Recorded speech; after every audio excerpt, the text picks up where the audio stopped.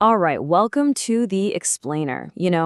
As a leader, you're always measured by your impact. But what if the way we've been measuring impact is, well, just wrong? Today, we're going to break down a leadership model that completely shifts the focus from what you build to who you build. Because that, right there, is where your real, long-term success is hiding.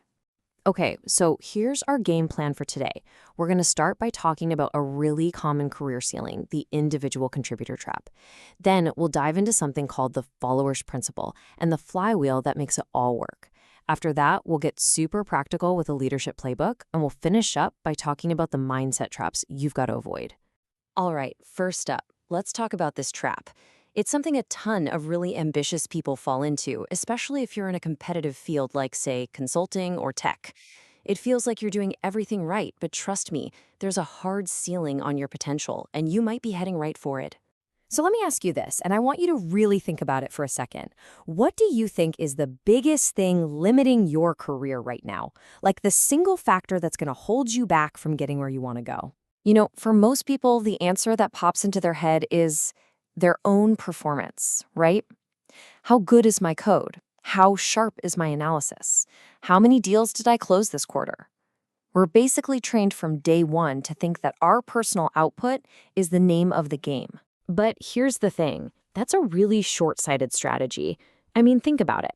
There are only 24 hours in a day. Your personal output, even if you're a total rock star, can only go so far. If you rely only on what you can do, you're building an invisible ceiling right over your own head. Okay, so if being a superstar individual contributor has a ceiling, then how do you smash through it? Well, you've got to adopt a totally different model for leadership, one that's way more scalable, way more powerful. This is where you go from being just a contributor to being a true force multiplier. And that brings us to the core idea today, the Followship Principle. It's actually pretty simple. Your success as a leader isn't just about what you do. It's directly tied to your ability to attract and develop a loyal crew of talented people who want to work with you and grow with you. Here's a great way to think about it. Imagine a legendary university professor. Their real legacy isn't just the papers they published, right? It's their academic family tree, all the amazing students they mentored who went on to do incredible things.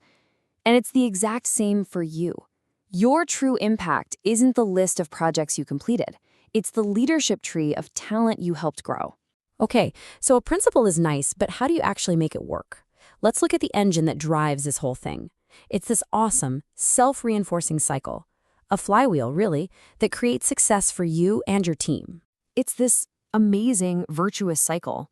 Step 1, you genuinely invest in your people. You help them grow. Step 2, that builds your reputation. People start talking about you as a great leader to work for. Step 3, that reputation becomes a magnet, pulling in top talent. And step 4, that incredible loyal team then amplifies your impact like crazy. Suddenly, you're tackling way bigger problems than you ever could alone. Okay, this all sounds great in theory, but it can feel a little abstract, right? So what do you actually do? What are the moves you can make tomorrow to get this flywheel spinning? Let's get into the playbook. All right, let's get super tactical. First, make developing people a core part of your job, not an afterthought. Second, give them air cover. That means you protect your team from all the corporate nonsense so they can actually do their work and learn. Third, you've got to give tough, honest feedback. This isn't about being a jerk. It's one of the greatest gifts you can give someone. And finally, celebrate their successes as if they were your own. Because, well, they are. But how do you know if any of this is actually working? I mean, you can't just go on a vibe check, right? You need to measure it. And it turns out there are 2 really powerful metrics that tell you if you're building real followage. The first one is what we call a leading indicator. Think of it like the canary in the coal mine. It's this. Are talented up-and-comers actively trying to get on your team? Are they going to their managers or even HR saying, I want to work for that person? If that's happening, it's a huge sign you're doing it right. It's a direct measure of your reputation as someone who grows talent. And the second metric is the lagging indicator. This is the scoreboard. It's the ultimate proof. Just look back over the last, say, 5 years. How many people who you've mentored have been promoted into senior roles? Their success, their career growth, that's your ultimate report card as a leader. Now, this playbook, it sounds pretty simple, doesn't it? But it is not easy. And you know why? Because to actually do this stuff, you have to win the toughest battle of all, the one inside your own head, the one against your own insecurities and bad habits. The biggest trap by far is the zero-sum mindset. It's that little voice in your head that says, if someone on my team gets the spotlight, that means less for me. It's this belief that their success comes at your expense. But the Followship mindset knows the truth. Their success multiplies your success. It doesn't dim your light, it makes the whole room brighter. And that zero-sum thinking leads to these classic excuses. First, I'm afraid they'll outshine me. Look, that's just insecurity talking. A truly great leader is thrilled when they develop someone who might even surpass them one day. And the other big one, I'm just too busy to mentor. That's just trading long-term power for short-term busy work. So let's wrap this all up. What's the big takeaway? It's this. Your most valuable career asset is not your personal skill set. It's your network of followers. It's the people you've poured your time and energy into. That is the real foundation of your long-term success. It's the one investment that pays off for the rest of your career.